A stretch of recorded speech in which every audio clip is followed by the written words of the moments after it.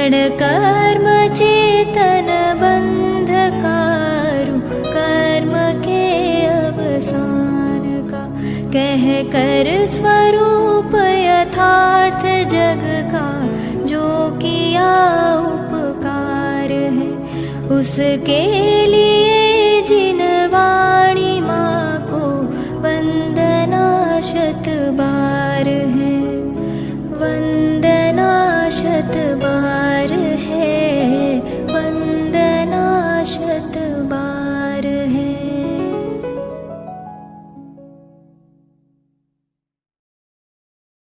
સમયસાર સિદ્ધિ પાનું 156 6 ગાથાઓનો પાઠ આપણે લઈશું। નથી વર્ણ જીવને ગંધ નહીં, નહીં સ્પર્શ રસ જીવને નહીં, નહીં રૂપ કે ન શરીર નહીં, સંસ્થાન સંહન ને નહીં, નથી રાગ જીવને દ્વેષ નહીં, વળી મોહ જીવને છે નહીં, વળી મોહ જીવને છે નહીં, નહીં પ્રત્યયો નહીં કર્મ કે નો કર્મ પણ જીવને નહીં, નથી વર્ગ જીવને વર્ગણા, નહીં સ્પર્ધકો કઈ છે નહીં, અધ્યાત્મ સ્થાન જીવને અનુભાગ સ્થાનો પણ નહીં, અનુભાગ સ્થાનો પણ નહીં, જીવને નથી સંયોગ સ્થાનો, બંધ સ્થાનો છે નહીં, નહીં હૃદય સ્થાનો, જીવને કુમાર્ગના સ્થાનો, સ્થિતિ બંધ સ્થાન જીવને, સંક્લેશ સ્થાનો પણ નહીં, સ્થાનો વિશુદ્ધિ કરનાર, સ્થાનો વિશુદ્ધિ કરનાર, સંયમ લબ્ધિના સ્થાનો નહીં, લબ્ધિના સ્થાનો નહીં, નથી જીવ સ્થાનો, જીવને ગુણ સ્થાન પણ જીવને નહીં, પરિણામ ઉદ્ગલ દ્રવ્યના, સર્વસ્થા હોવાથી નથી। આજે 129મો પ્રવચન ગુરુદેવશ્રી, 126મા પ્રવચનથી આ ગાથાઓ શરૂ થઈ। 26, 27, 28 3 પ્રવચનો ગઈકાલ સુધી પૂરા થયા। આજે 129 નંબરના ચોથા પ્રવચનમાં 8 બોલ થયા। આજે 8 બોલમાંથી પહેલો બોલ જે ચલાયો ગુરુદેવશ્રી આજે પ્રત્યય વાળો, અડધી કલાક ચલાયો, બોલ્યા પણ ખરા ગુરુદેવ, અડધો કલાક ચાલે। ગઈકાલ રાત્રિના સ્વાધ્યાયમાં મેં એક શબ્દ બોલ્યો હતો, સ્વભાવ ને રગડ, ત્યારે હું એમ બોલ્યો હતો રગડા પેટીસ। વકીલ સાહેબ યાદ છે? કાલે રાત્રે આપણે વાત, સ્વભાવ ને રગડ એમ એક બોલ છે ગઈકાલ રાત્રિના સ્વાધ્યાય। અડધી કલાક સુધી પ્રત્યય તો મન હતું, ઉદયશ્રીના વ્યાખ્યાન વખતે એક સ્લાઇડ મૂકવા આપ સૌને બનાવીને, પણ વચ્ચે થોડોક અંતરાય જેવો લાગતો હતો એટલે પછી મેં વિકલ્પને માંડી વાળ્યા.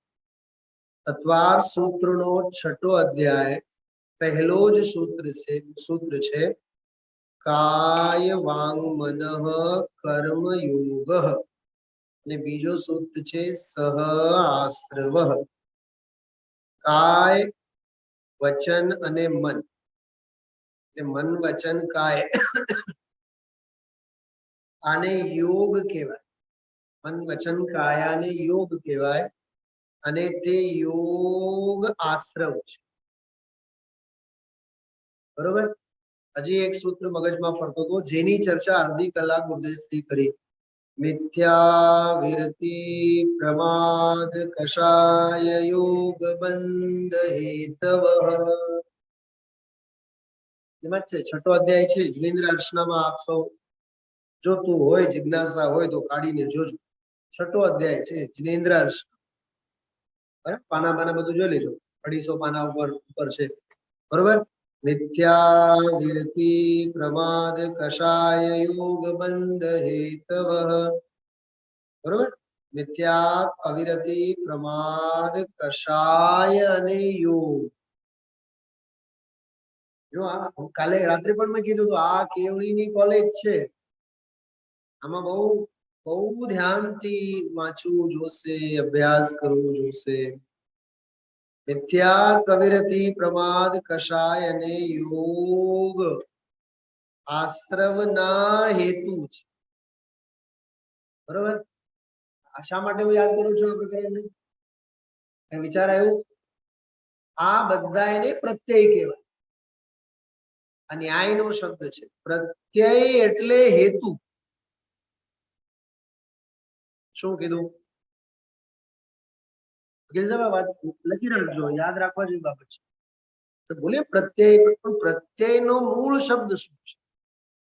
ન્યાય ગ્રંથોનો આ શબ્દ છે. શૈલાબેન, હા, આ સમયસાર સ્વાધ્યાય સાર સમય સાર કા જયપુરમાં આપણે જયારે લીધું ત્યારે આ વિષય ચલાવ્યો.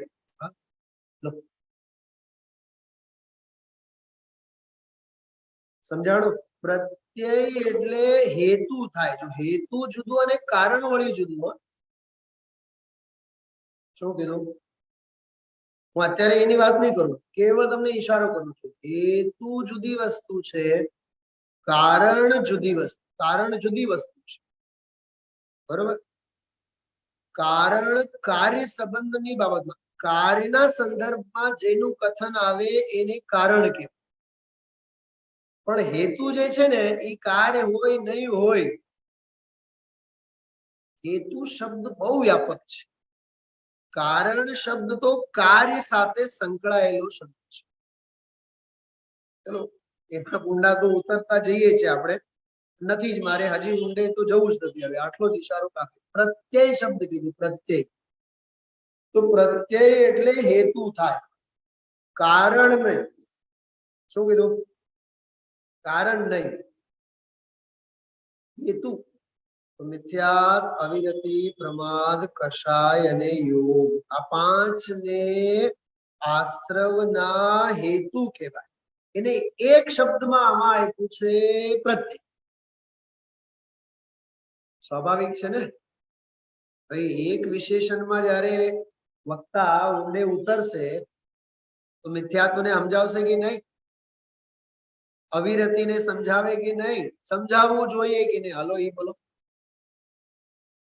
એમ કીધા કરે પ્રત્યયો મારા અનુભૂતિથી ભિન્ન છે, કે આત્મ સ્વભાવમાં છે નહીં, મારી અનુભૂતિમાં પણ છે નહીં, એમ કીધા કરે તો આપણને શું ભાવવાસન થવાનું છે? બધા હા, મિથ્યાત્વ સમજાવે, મિથ્યાત્વનો અભાવ ઈ સમજાવે, અવિરતિ સમજાવે.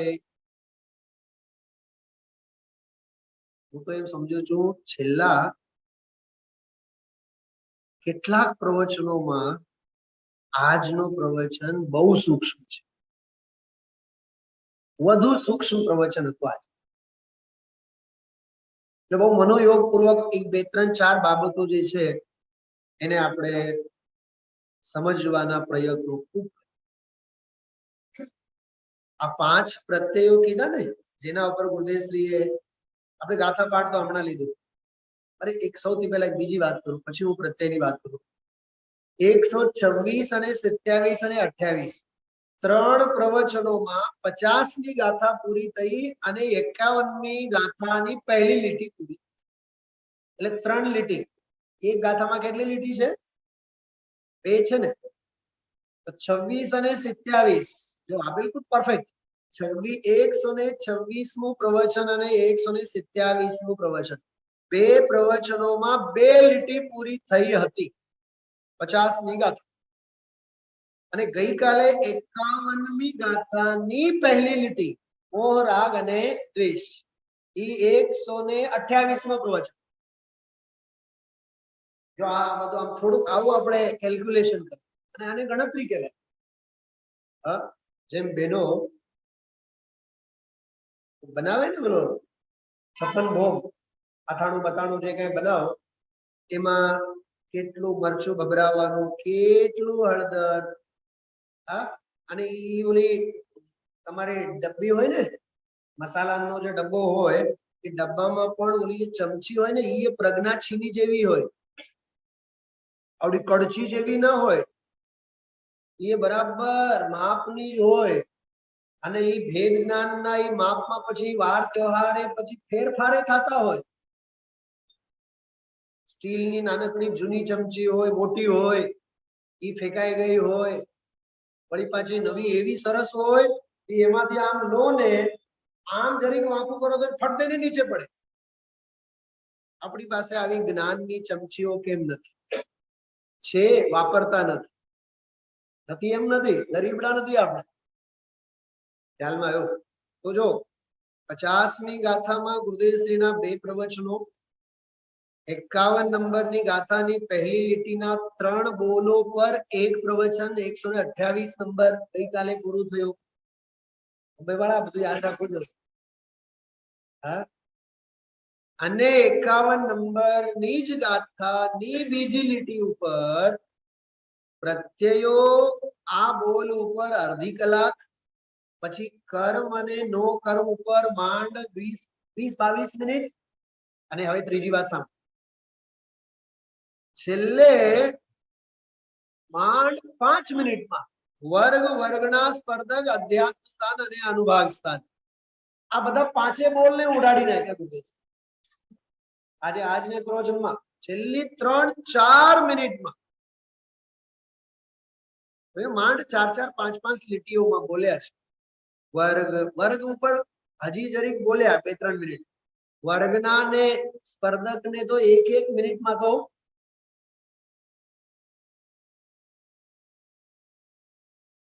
ગુરુદેવશ્રીએ એને જવા દીધા, ઉકલાવી દીધા. એટલે એમાં આપણે મગજમારી નહીં કરવાનું, વિચારવાનું એમ નહીં. સૌથી ખતરનાક તો એમાં અધ્યાત્મ સ્થાન વાળો બોલ છે. એની વ્યાખ્યા જેવી ટિપિકલ છે. એક પહેલી વાત, આપણને જ્યાં ત્યાં અધ્યાત્મ એટલે આત્મા દેખાય, ત્યાં અધ્યાત્મ એટલે આત્મા નથી. અધ્યાત્મ એટલે મોહ રાગ દેશ અધ્યવસાનના ભાવોને અધ્યાત્મ કહેવાય. ત્યાં આ પ્રકરણ ઓકે. અધ્યાત્મ શબ્દનો શાબ્દિક અર્થ થાય છે અંતરંગ. સંવતભદ્ર દેવે આપ્ત મીમાંસામાં આ શબ્દનો પ્રયોગ કરેલો છે. બીજે પણ છે, પણ ન્યાયના ગ્રંથોમાં અધ્યાત્મ શબ્દ અંતરંગના અર્થમાં આવે. ગુરુદેવશ્રી માટે આપણે વિશેષણ બોલીએ છીએ આધ્યાત્મિક સંત પુરુષ. શું આધ્યાત્મિક સંત પુરુષ? કરો એની વ્યાખ્યા કરો. હા, બસ એટલી જ વ્યાખ્યા છે એની. બેને જ આમ કર્યું ને, મારી પાછળ જુઓ ને, ગુરુદેવશ્રીની મુદ્રા દેખાય છે કે નહીં? એ આ આધ્યાત્મિક મુદ્રા છે. કઈ મુદ્રા છે? હા, ખ્યાલમાં આવે છે બધાને? હા,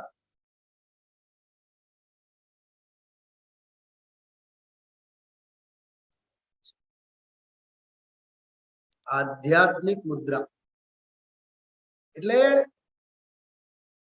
મૂળમાં જે સ્વરૂપ અને સ્વભાવમાં લીન થતી દશા.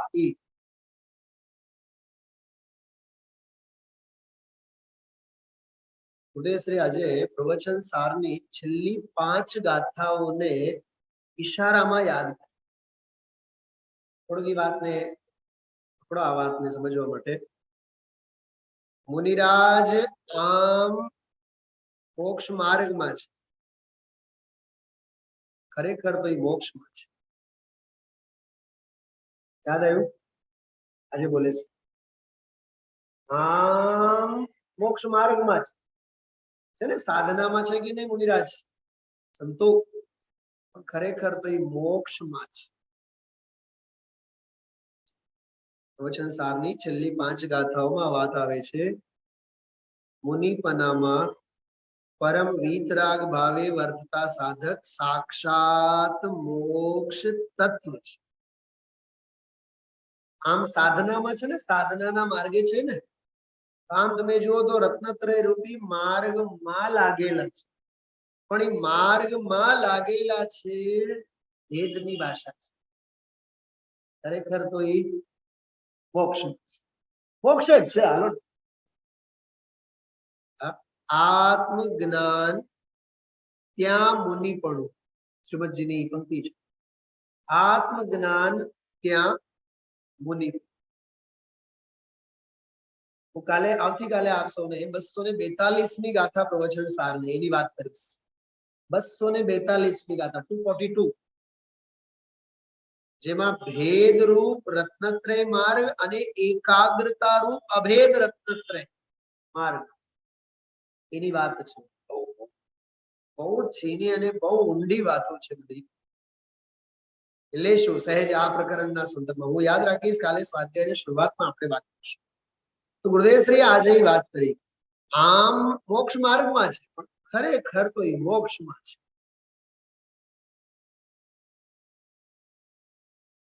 મને એક વિચાર આવ્યો, ગુરુદેવ તમે મોક્ષમાં છે એમ કેમ કહો છો? એમ કહો ને મુક્ત સ્વરૂપમાં છે.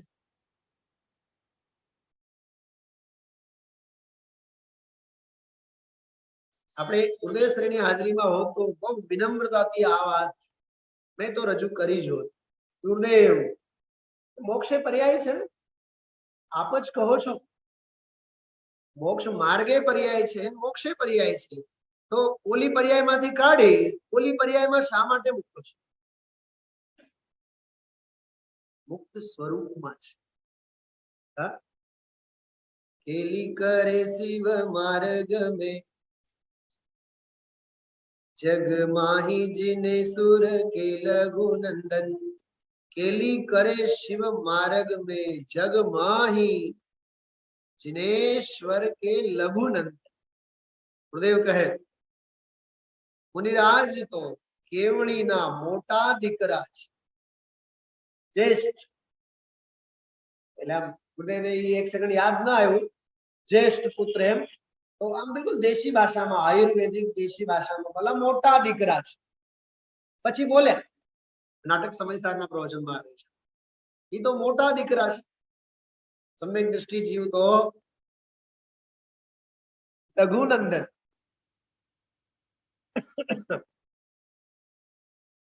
मस्ती છે આ જ્ઞાનીઓનો, એમાં અભિનંદન છે.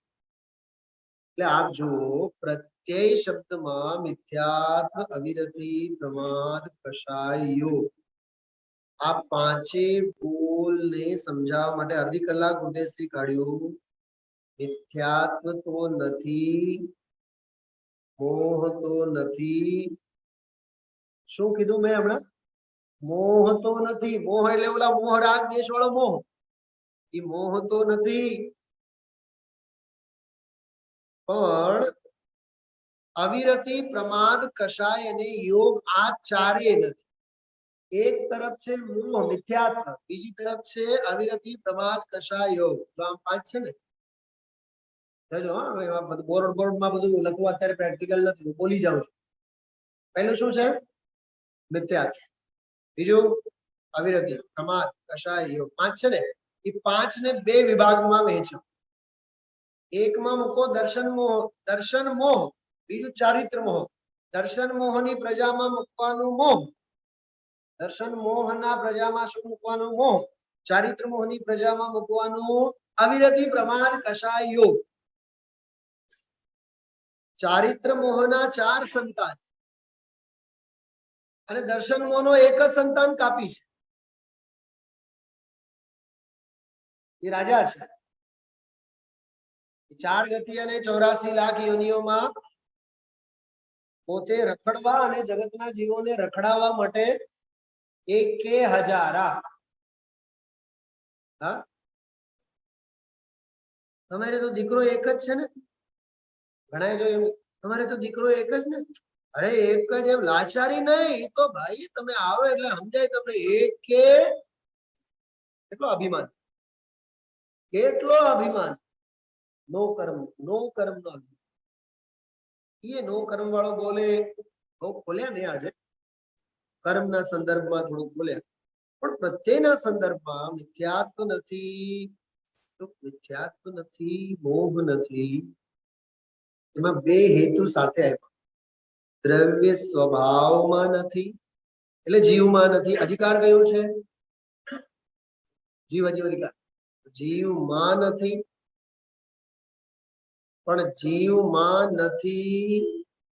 એ તો છે, એ તો છે, પણ ક્યારે? જ્યારે એવી અનુભૂતિ થાય કે જીવમાં નથી, એનું નામ જીવમાં નથી. આપણે શું નામ, શૈલાબેન, સ્ટુડિયોમાં તમે લગભગ આવતા ને, આપણે રેકોર્ડિંગ કરેલું ખ્યાલ છે? બૂંદ બૂંદમાં અમૃત. લગભગ 700-800 કઈક એવા બોલ છે અર્જુનભાઈ. એ બોલો આપણે બધા એમાં રેકોર્ડિંગ કરેલા સ્ટુડિયોમાં. એમાં આવા વાક્યો આવે. મને થોડીક ઈ ટોનમાં એક વાક્ય આમાં યાદ આવતો હતો એટલે મેં લખી રાખ્યું. મોહ મિથ્યાત્વ, અવિરતિ, પ્રમાદ, એકશા. જો બહુ વિચારીને ગોઠવીને બોલું છું કે જીવમાં નથી માટે અનુભૂતિમાં નથી. એ વસ્તુ સ્વરૂપની પરાકાષ્ઠા છે. જીવમાં નથી, બહુ આત્મ શબ્દ નથી બોલતો જાણી જોઈને, કેમ કે આમાં આખો જીવ અધિકાર ચાલે છે. એટલે જીવમાં નથી માટે અનુભૂતિમાં નથી. એ વસ્તુ સ્વરૂપની પરાકાષ્ઠા છે. વસ્તુ સ્વરૂપની પરાકાષ્ઠા. હવે એનાથી ખતરનાક એના પછીનું કે અનુભૂતિમાં નથી માટે જીવમાં નથી. પ્રયોગની પરાકાષ્ઠા છે. આ લાલચંદભાઈની બહુ આવી શૈલી હતી. એ અપેક્ષા એ છે ને, બૂંદ બૂંદમાં અમૃત એ સંકલન વાંચવા જેવું છે, વારંવાર સાંભળવા જેવું. એમાં એ 250-300 પછીના બોલો અને લગભગ 500 સુધીના, સમજો ને 200-250 બોલો તો ખરેખર પરાકાષ્ઠા વાળા બોલો છો. ફરીથી બોલું છું, બહુ ધ્યાનથી સાંભળો. જીવમાં નથી માટે અનુભૂતિમાં નથી. એ વસ્તુ સ્વરૂપની પરાકાષ્ઠા છે. સ્વરૂપ જ એવો છે, સ્વભાવ જ એવો છે. આ બેઉ તર્કો ગુરુદેવશ્રી આજે લડાયા છે. આત્મામાં નથી, મોહ આત્મામાં નથી, અવિરતિ આત્મામાં નથી, કશાય આત્મામાં છે જ નહીં. આ વસ્તુ સ્વરૂપના એંગલ માટે અનુભૂતિમાં નથી. ઓકે, હવે આપણે અનુભૂતિ તરફથી વાત કરીએ. અનુભૂતિમાં નથી, અનુભૂતિમાં નથી, અનુભૂતિમાં એ મિથ્યાત્વ વિરતિ પ્રમાદ કશાય યોગ ભેગા આવતા નથી, માટે વસ્તુમાં નથી. આ સમય સાથનો જીવ અધિવત. અને આનું નામ છે પ્રયોગની પરાકાષ્ઠા. યાદ રાખજો, આ બે ડાયલોગ યાદ. ડાયલોગ તો શું કહેવા પડે, આપણા મંથન માટેના મંત્રો છે, ગારુડી મંત્રો છે. ખ્યાલમાં આવ્યું? એટલે પ્રત્યયો નથી.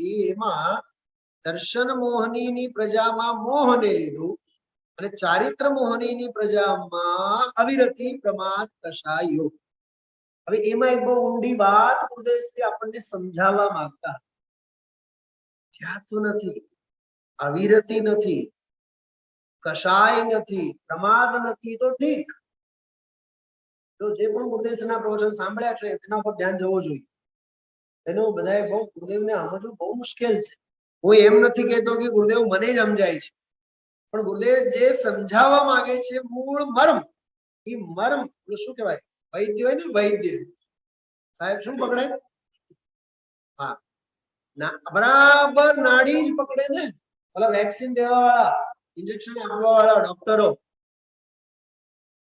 હા, કેટલા હળવેથી આમ બોલો કઈ કરે ને, પાણી પાણી લગાડી શું લગાડી, હા, અને પછી આમ આમ આમ આમ આટલી જ જગ્યા કરે, વેદી પ્રતિષ્ઠા કરે, વેદી પ્રતિષ્ઠા. શું સાહેબ? અને એ મંગળ કળશ જ હોય ને એમની પાસે. આમ કાઢે, મને તો ઓલો આમ કરે એટલે મને રાડ ફાટે એમ. ઇન્જેક્શન નો નથી હોતો ઓલો, શું કહેવાય તમારી લેંગ્વેજમાં? હા, સ્ક્રીન. આમ કાઢે અને એટલા નિર્દય હોય, ઓલો કાઢે ત્યારે આમ કરે અને આમાં મૂકે ત્યારે આમ ઘુસડે અંદર. નહીં, પરમ દિવસે જ મેં કીધું, ડોક્ટર નો ઈરાદો ખરાબ નથી, તારી મતિ ખરાબ છે એટલે તને ડોક્ટર નો ઈરાદો ખરાબ લાગે છે. હા, મેં ગઈકાલે જો આ ગ્રંથનો આપ સૌને દેખાડવા માટે લઈ આવ્યા. ભાભી આજે ઘરે લઈ જાઓ, તમે આખો દિવસ વાંચો, કાલે લેતા આવો ભૂલ્યા વગર. હા, આના પાના તમે જોશો ને, હું જરીક જોશ થી આના પાના ફેરવું ને તો પાના ફાટી જાય. જગજીવન બાઉચંદ દોશીના સ્મરણાર્થે છપાયેલો ગ્રંથ છે. 2026 15/4/70 માં છપાયેલો ગ્રંથ છે. 70 30 40 50 51 52 વર્ષ પહેલા છપાયેલું. નામ છે પ્રવચન સાગરના મોતી. અને એમાં બધા બહુ સારા સારા સારા સારા પ્રવચનોના અંશ, આમ બિલકુલ ટિપિકલ, અમૃત જેવા. એમાંથી જે મેં આપ સૌને કાલે વાક્ય મેં આમાંથી સમજાયું બોલ્યા હતા આપણે, તું ગુણો સાથે ગોષ્ઠી કર. શું? બોલો બેન ચંદનબેન, તું ગુણો સાથે ગોષ્ઠી કર. હે ગુણ, તું મારા સ્વાદમાં ક્યારે આવીશ? તારો સ્વાદ કેવો હશે? આ ગુરુદેવના શબ્દો છે. તું સ્વાદમાં ક્યારે આવીશ અને તારો સ્વાદ કેવો હશે? પહેલો વાક્ય છે, તું તારી સંગાથે રહેજે, તું તારી સંગાથે રહેજે, જગતથી તારે શું પ્રયોજન છે? એ આ 50 થી 55 નંબરની ગાથા જગતની સંગતિને છોડાવે છે અને જીવની સંગતિ કરાવે છે. બસ આનું નામ જ છે જીવ અજીવ અધિકારનો સ્વાધ્યાય. ખ્યાલમાં આવ્યું? એક બીજું એક બહુ સરસ વાક્ય બહુ મગજમાં ઘર કરી રહ્યું છે. વચ્ચે ક્યાંક છે, પાનું તો ભૂલાઈ ગયું, પણ એક શબ્દ છે એમાં કંઈક એવું છે,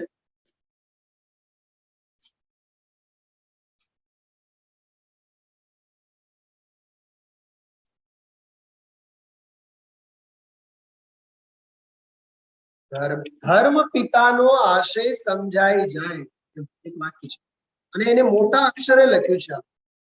ધર્મ પિતાનો આશય. આપણે નથી કહેતા ગુરુદેવ, ગુરુદેવશ્રી આપણા કોણ છે?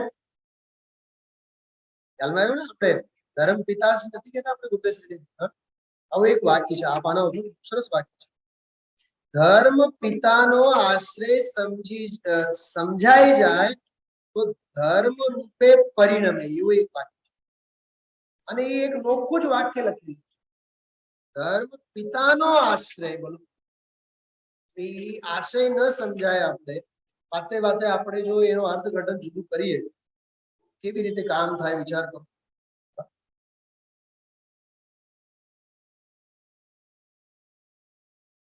ઓ આમ લીંડી પીપર નથી કહેતા, એવા બોલો છે આ નાના નાના નાના પાન પર. આના આગે બીજો એક હું પ્લાનિંગ કરું છું, વૃક્ષોને બધાને લાભ મળે, સરસ મજાનો સ્ટુડિયોમાં રેકોર્ડિંગ કરવાનું પ્લાન કરું છું. એટલે ત્યારે પછી આ વસ્તુ મૂકશું તો ખરા જ. જો હવે જેનો જે ભાગ્ય હોય એને મળી રહે. પણ એટલો મસ્ત છે આ, બહુ અદ્ભુત સંકલન છે. સંકલન કરનારા જીવો ધન્ય છે, એટલું સરસ. તો જો પ્રત્યયમાં દર્શન મોહનીની જે વાત કરી મિથ્યાત્વ, જીવમાં નથી માટે જીવના અનુભવમાં નથી. ફરીથી બોલું છું, સાંભળજો. જીવમાં નથી માટે જીવની અનુભૂતિમાં નથી, અને માટે જીવની અનુભૂતિથી તે જુદો છે, માટે તે પૌદ્ગલિક પરિણામ છે, પૂતગલ છે. બાકી બધા સંયોગ લક્ષણ ભાવ મુજતી માય છે. તો મિથ્યાત્વ અવિરતિનું પણ સમજાય, પ્રમાદનું પણ સમજાય, કષાયનું પણ સમજાય. તો ગુરુદેવશ્રીએ અડધી કલાકમાં એક જ વાત વારંવાર સમજાવવા માંગતા હતા કે જે યોગ છે ને, યોગ જે કાળે મિથ્યાત્વ નથી, અવિરતિ નથી, કષાય નથી, પ્રમાદ નથી, પ્રત્યયો નથી, એવી અનુભૂતિ થી તે પ્રત્યયો ભિન્ન અનુભવમાં આવ્યા, તો તે કાળે જોગ પણ નથી એવો અજોગપણું પણ અનુભવમાં આવ્યું. શું શું શું કીધું? જિનેન્દ્ર રચના છે તમારી પાસે? બધા પાસે? હા, જિનેન્દ્ર રચના છે. હું એક આમાંથી તમને આજે છે ને આપણે પંચ પરમેશની જે પૂજા છે એમાં બહુ સરસ વાત, જે પંચ પરમેશની પૂજા એમાં એની જે જયમાલા છે એમાં એક બહુ સરસ વાત, એક પંક્તિ છે, તમે જુઓ 7 નંબરની પંક્તિ. निज पर का भेद जान कर मैं निज को ही निज में लीन करूं. કહેવા માટે નથી, અનુભવ માટે, પ્રયોગ માટે. પણ પ્રયોગ કેમ કરીને થાય એની પછીની. अब भेद ज्ञान के द्वारा मैं निज आत्म स्वयं स्वाधीन करूं. જ્યાં સુધી આત્માની સ્વાધીનતા નથી ત્યાં સુધી પ્રત્યયોની પરાધીનતા છે. એટલે કોઈ ગ્રહસ્થને ભાડાનું મકાન નથી ગમતું, શું કહેવાય, ઘરનું મકાન ગમે. શું એ ઘરનું મકાન અને ભાડાનું મકાન? ભાડાનું મકાન એટલે પર પ્રત્યય, સ્વાધીનતા નથી એમાં. એટલે અનુભૂતિમાં નથી એવો જ્યારે અનુભવમાં આવે ત્યારે સિદ્ધિ થઈ. ત્યાં જીવમાં પણ નથી. બાકી જીવમાં નથી તો ત્રિકાળ છે. શું કીધું? ગઈકાલે એક ન્યૂઝમાં કઈક વાંચ્યું, ખબર ને સાચું કે ખોટું. યુટ્યુબ જેમ ઓપન કર્યું ને એમાં આવ્યું એક કબાટમાં 42 લાખ કરોડ. નથી દક્ષિણ ભારતમાં એક મંદિરમાં ઓલા દરવાજા બધા નીચેના 5-6 દરવાજા ખોલ્યા, હીરાના રથ, સોનાના રથ, સોનાની થાળી. આપણને ઓહો થાય. એમાં હું ઓહો છે ઈ છે કેમ કે જે એક સમય માટે હોય તે ત્રિકાળ હોય, એક સમય તે સૌ સમય. આ શ્રીમદજીનો મંત્ર છે, એક સમય તે સૌ સમય. કોઈ આશ્ચર્યની વાત નથી. બેન જ્યોત્સનાબેન, પંડિત દીપચંદજી કાસરીવાલ સાહેબ, તારો સ્વભાવ એ મોટો. બોલો બોલો, જ્યોત્સનાબેન ને બોલવા દે મોટે, મને એમ મજા આવે. જોરદાર જોરદાર. સ્વભાવ એ મોટો અને વિભાવ એ મોટો, રખડવાના તારા પરિણામ એ મોટા, પામવાના પરિણામ પણ. તો મિથ્યાત્વ, વિરતિ, પ્રમાદ, કશાય તો ઠીક, પણ ઈ જયારે અનુભૂતિથી ભિન્ન છે એવો અનુભવમાં આવે ત્યારે યોગ રહિત નિજ યોગી દેખે તો આપણને તો યોગ રહિત નિજ યોગી દેખે સિદ્ધ જ દેખાય નહીં. આ પહેલી વખત જ્યારે ભક્તિ બહાર નીકળી ને બીજે ત્રીજે દિવસની જ વાત છે. અભય કુમારજી પંડિતજીને મેં ફોન, મિત્ર જેવા ગુરુ મારા, મેં કીધું भाई साहब ये योग रहित निज योगी देखे आपने सिद्ध भगवंत की वंदना में लिखा है, पंच परम परमेष्टि देखे जो भक्ति છે ને એમાં તો યોગ રહિત નિજ યોગી દેખે, બરોબર? તો સિદ્ધની વંદનામાં તમે લખ્યું છે. મેં આમાં જ ક્રોસ ક્વેશ્ચન કરવા માંગુ, પણ ગુરુદેવ તો એમ કહે છે ચોથા ગુણસ્થાન વાળો પણ યોગ રહિત છે. તો એ મને કહે તમે મારી સાથે મજાક કરો છો કે તમે કંઈક મને કહેવા માંગો છો? તમને તો હું કંઈક કહેવા કાંઈ માંગતો નથી, પણ આ ગુરુદેવશ્રીના પ્રવચનમાં વાત વાંચીને થોડું રોમાંચ થાય છે. શું રોમાંચ?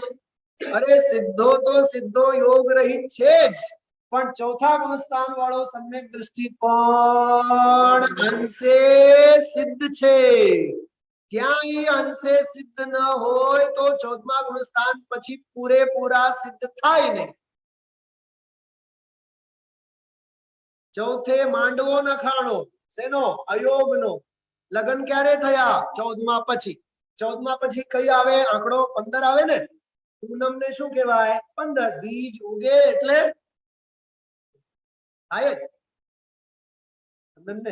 એવો એમાં મર્મ ભરેલું છે. ગુરુદેવની રહસ્ય આજે સમજાવવા માંગતા. યોગ રહિત અયોગી. થોડી ઊંડું રગડીએ આપણે ઊંડાણથી. ચોથા ગુણસ્થાન વાળો કઈ 24 કલાક નિર્વિકલ્પ તો ન જ હોય, ન જ હોય ને. ગ્રહસ્થ છે. 60,000 વર્ષ માટે લડવા જાશે કે નહીં ભરત ચક્રવર્તી? રચનાબેન જાશે ને. તો શુદ્ધોપયોગમાં તો કઈ હંમેશા તો રહેવાનો નથી. તો જ્યારે હંમેશા એટલે અંતર્મૂર્ત નથી રહેવાના. અંતર્મૂર્ત રહી જાય તો બરોબર, તો પછી મન વચન કાયાના યોગ રહેશે કે ચોક્કસ રહેશે. બરોબર. તો એ યોગ રહિત યોગી કેવા થયા? અનુભૂતિથી ભિન્ન કીધું ને. તો હું એમ કહું છું યોગના કાળે પણ અનુભૂતિથી ભિન્ન એવો અજોગપણું એને વર્તે છે. જ્ઞાની સુખના કાળે દુઃખી નથી કે દુઃખના કાળે દુઃખી નથી? શું પૂછાણું? સુખના કાળે દુઃખી નથી કે દુઃખના કાળે દુઃખી નથી? પહેલા પ્રશ્ન સમજો. સુખના કાળે તો નથી, એ તો જાહેર જ છે, પણ દુઃખના કાળે પણ તેઓ દુઃખી નથી. એટલું જ નથી, સુખી છે. દુઃખના કાળે પણ માત્ર દુઃખી નથી એમ નાસ્તી નહીં, સુખી છે.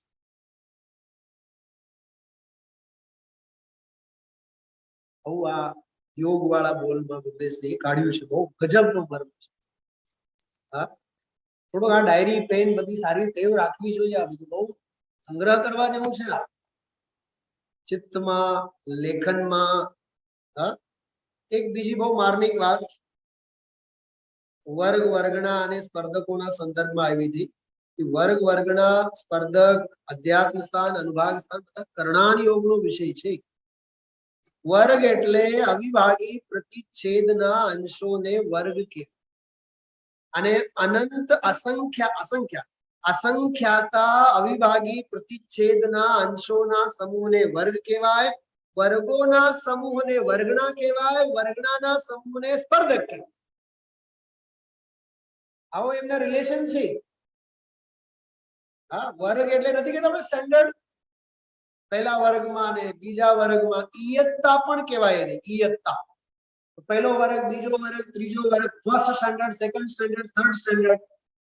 તો જેમ ફર્સ્ટ, સેકન્ડ, થર્ડ, ફોર્થ આ બધા વર્ગ છે, પણ આ વર્ગોથી બનેલી આખી નિશાળ છે વર્ગના. એમ વર્ગોના સમૂહને વર્ગના કહેવાય. વર્ગનાઓના સમૂહને સ્પર્ધક કહેવાય. અને સ્પર્ધકોના જ્યારે સ્પર્ધકો જે બંધાય, જે ભાવોથી બંધાય એને અધ્યાત્મ સ્થાન કહેવાય. અને ઈ જ્યારે ઉદયમાં આવે અને ફળ આપે ત્યારે એને અનુભાગ સ્થાન કહેવાય. કયું આ પાંચેયનો નિકાલ સમજાય છે? ઉકેલ કેવો છે?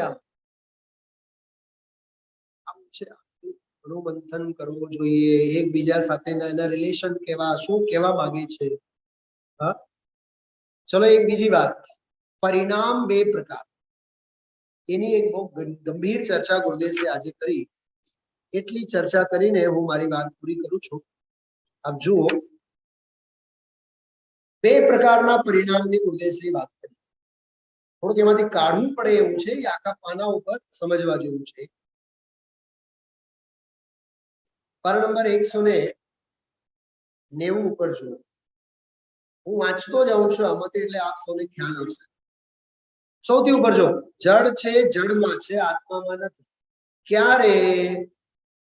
એ પૂતગલ દ્રવ્યના પરિણામ હોવાથી, ઓલા પરિણામ લીધા એના, એથી અહીં અનુભૂતિના પરિણામમાં એ નથી. ઓકે, શું કહ્યું? એ કર્મની પર્યાય જે છે એ પરિણામ છે. જો પરિણામ આવ્યું ને શબ્દ પરિણામ, જો કે કર્મની પર્યાય થવી એવો કોઈ પરમાણુના સ્કંદમાં ગુણ તો નથી. આ તો વાત ગઈકાલે આવી હતી. નથી જીવમાં કોઈ એવો ગુણ અને નથી કર્મમાં એવો ગુણ, પૂતગલમાં એવો ગુણ નથી. બરોબર? કાલ કહ્યું તું, જો ગુરુદેવ બોલે, જો કાલ જે સ્વાધ્યાયમાં ન હોય એને સમજાવે છે. એટલે સામે વાળાને જિજ્ઞાસા તો થાય કે કાલે કહ્યું તું, હાલો આપણે જોઈ લઈએ, વાંચી લઈએ. પણ જે આજે નહીં સાંભળે કાલનું શું સાંભળે?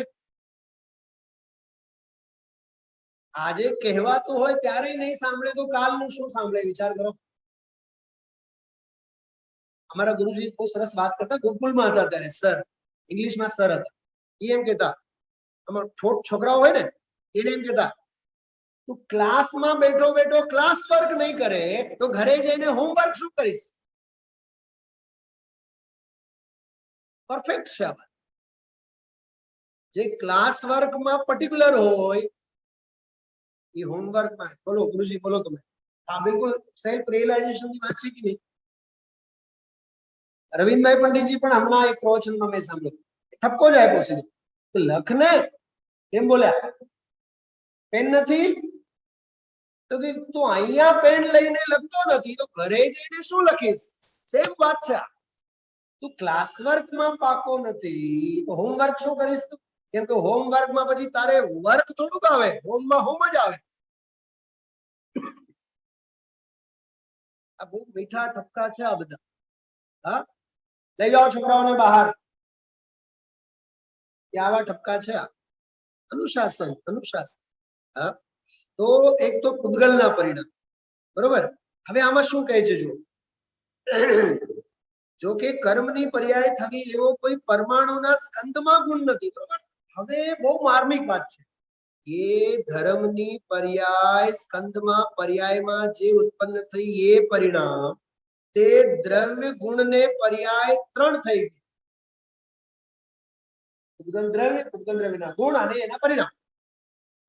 પરમાણુ દ્રવ્ય, એના ગુણ, એની શક્તિ, શક્તિ ગુણ અને પર્યાય થઈ, તે એની પર્યાય. બરોબર? તે દ્રવ્ય ગુણ અને પર્યાય. હવે અહીં પૂતગલના દ્રવ્ય ગુણ પર્યાય સમજાય. હવે શું કહે છે? હવે અહીં ભગવાન આત્મામાં દ્રવ્યમાય નથી. વાંચો તો બધા, મોટેથી વાંચો તો. ગુણમાય નથી અને અનુભૂતિની પર્યાયમાં ત્રણેય નથી. તો સાંભળો, પ્રત્યયોને પૂતગલના દ્રવ્યના ખાતામાં નાખી, પૂતગલના ગુણના ખાતામાં નાખી, પૂતગલના પર્યાયના ખાતામાં નાખી.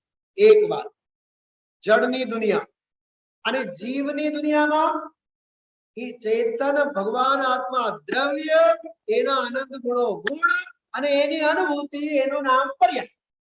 એટલે ઓલા દ્રવ્ય ગુણ પર્યાય નું જે કાંઈ છે એ આમાં નથી અને મારા દ્રવ્ય ગુણ પર્યાયમાં જે છે એ ઓમાં નથી.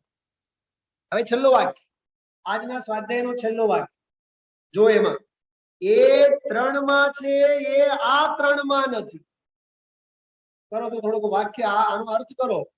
એ 3 માં છે એ આ 3 માં નથી. આ સમય સાથ.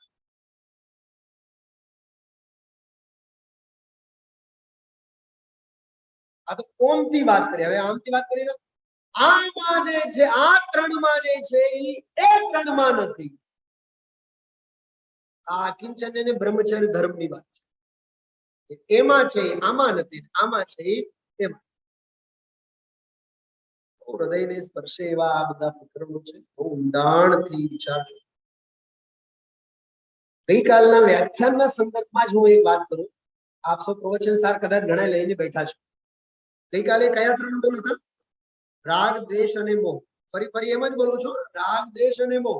રાગ દ્વેષ એમ નથી બોલતા, રાગ, દ્વેષ અને મોહ.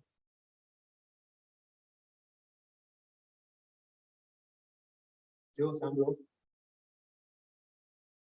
પ્રવચન સાર ગ્રંથમાં એક પ્રકરણ આવે છે, હાથીને પકડવાની રીત. સાહેબ સાંભળ્યું? મને એમ થાય કોઈ દુનિયાભરના મોટા મહાવતને પણ ખબર ન હોય. અમૃતચંદ્રાચાર્ય દેવને ખબર છે. 1 સેકન્ડમાં આપ સૌને આ સમજાઈ જાય છે. હું ક્યાં લખેલું છે કાઢીને બતાવી શકું. એક તો હાથી, મદોન્મત્ત હાથી જંગલમાં વિહરતો હોય, એને દેખાય નહીં કે આ ખાડો છે. તો એક તો અજ્ઞાનને લીધે ખાડામાં પડે અને પકડાય. કે મોહ એટલે અજ્ઞાન, મોહને લીધે. બીજો, એક હથિનીને બનાવવામાં આવે, હથિનીને, ફિમેલ હથિનીને આમ ઊભું કરવામાં આવે ત્યાં ઓલી ખાડાની બાજુમાં. બોલો, મદોન્મત્ત જે વાસના સખ્ત જે હાથી છે, એવો આંધળો એને જોઈને એના પ્રત્યે ઈ દોડે, પછી ખાડામાં પડે. રાગને લીધે હાથી પકડાય. ત્રીજો, એનો હરીફ વાળો એક હાથી સામે ચડતો દેખાય હોય, ઉભા રાખે ઓલા પકડવા વાળા બીજા હાથીને, અને આને નહીં ગમે એટલે ઓલો એને ઝપટ્ટો મારવા, એને બાજવા માટે એની સામે થવા જાય, ખાડામાં પડે, પકડાય. કેટલી રીતે પકડાનો હાથી? મોહ, રાગ અને દ્વેષ. મોહને માટે ત્યાં શબ્દો વાપર્યું છે અજ્ઞાન. અજ્ઞાન, રાગ અને દ્વેષ. બરોબર? 84, 85 અને 86 નંબરની ગાથા. કાઢો પ્રવચન સાહેબ. આ પરમાગમો ઘરે રાખતા થાવ. હોય જ, કહેવાની જરૂરત નથી, પણ આ એટલી અદ્ભુત વાતો છે. ગઈકાલના પ્રવચન માટે પુષ્ટનું કામ કરનારો આ પ્રકરણ 84, 85, 86. આમાં એમ લખ્યું છે, જો 84 નંબરની ગાથામાં મૂળ ગાથા જો, પ્રેમોહરૂપવા. 1 સેકન્ડ. જે ઘરે બેઠા છો અને 1 મિનિટ બરોબર ઉતાવળ નથી. ઘરે બેઠા છે એમને પણ થોડુંક વસ્તુ મળી જાય ને. ઘરે ન હોય, કદાચ કહું છું.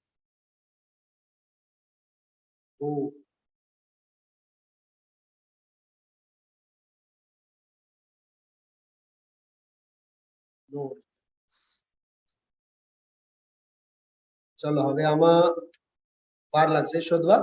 આપણે વાત આગળ વધારીએ. જો પ્રેમોહ રૂપવા, રાગ રૂપવા, દ્વેષ પરિણત જીવને, વિધ વિધ થાય બંધ, તેથી સર્વથે ક્ષય યોગ.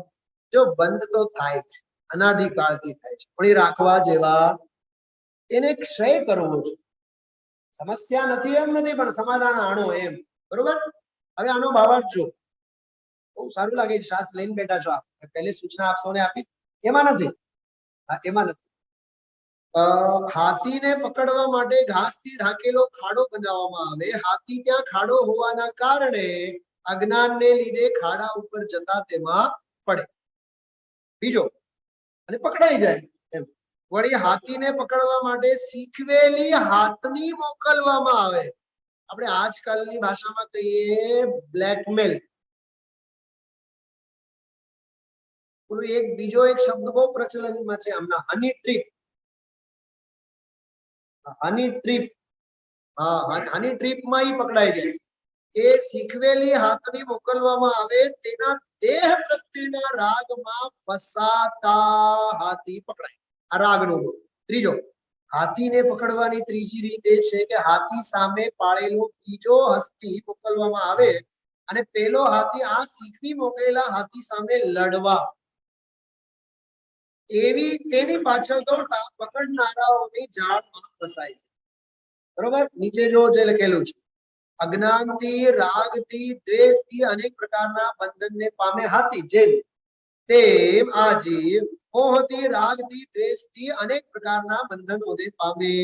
માટે મોક્ષાર્થીએ મોહ રાગ દ્વેષનો પૂરેપૂરી રીતે સર્વ સંબંધનું પૂરેપૂરી રીતે મૂળમાંથી ક્ષય કરવો જોઈએ. બરાબર, આ તો ભાવાર્થમાં લખ્યું. હવે અમૃતચંદ્રાચાર્ય દેવની ભાષા પછી જે છે એ જો પછીની. હવે આ મોહ રાગ દેશને આ લિંગો વડે ચિહ્નો થયા ને ઓળખીને વાંચો તો. હવે ગુજરાતીમાં શું લખ્યું? ઉદ્ભવતા વેત જ મારી નાખવા જોઈએ. શબ્દ શું આપ્યું છે?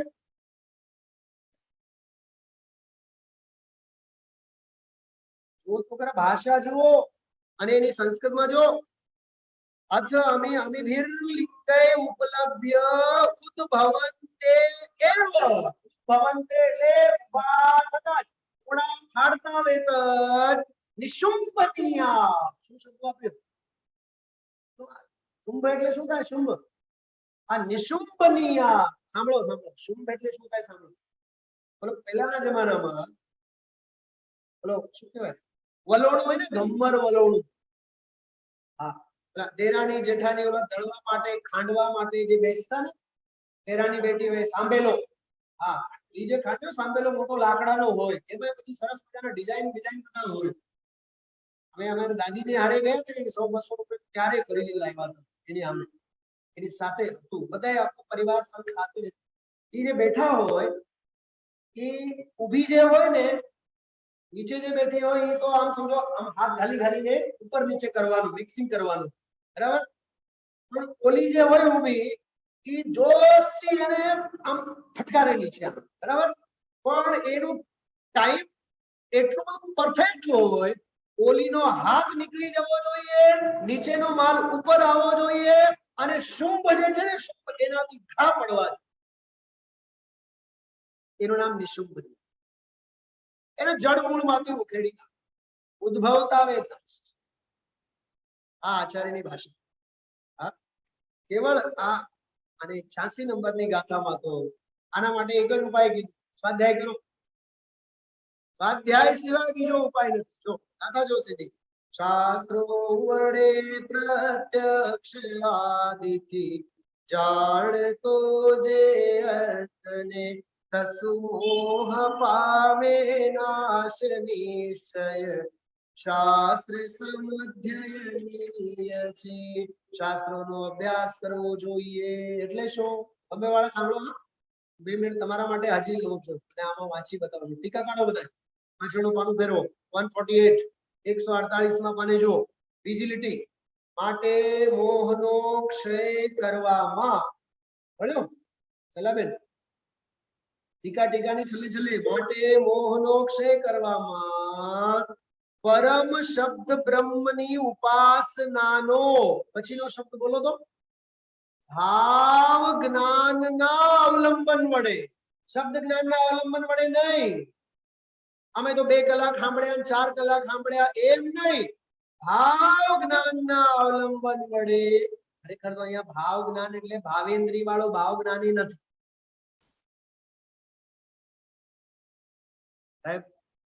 ભાષણ વાળો ભાવ જ્ઞાન નહીં, ભાષણ વાળો.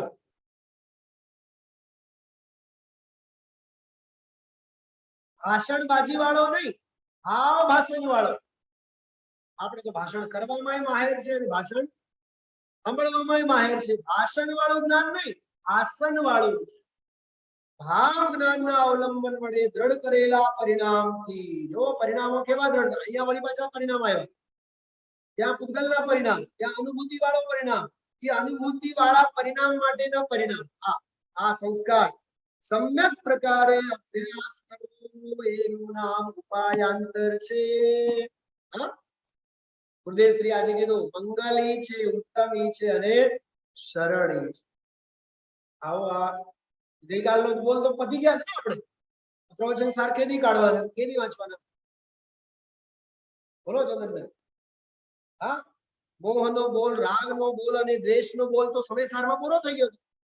હવે ઈને અમૃતચંદ્રાચાર્ય દેવ પ્રવચન સાર 84, 85, 86 આ બધી ગાથાઓ બધી. અને આ કઈ ગાથા પછી આવેલી છે? જે જાણતો અરહંત ને 80 ની ગાથા પછીનો પ્રકરણ છે આ. તે 80 ની ગાથામાં પ્રતિજ્ઞા કરીને અરહંત ભગવાનને માનવાની.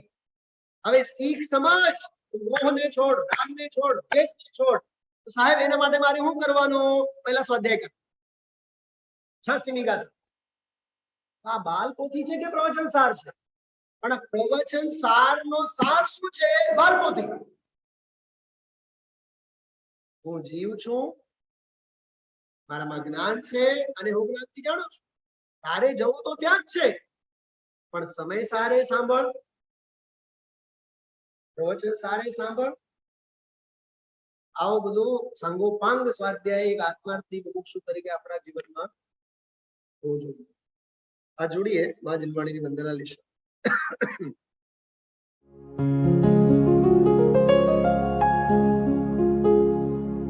निज निधि निज में बताए यह अनंत उपकार है उसके लिए जिन वाणी माँ को वंदना शत बार है, वंदना शत बार है, वंदना शत बार है.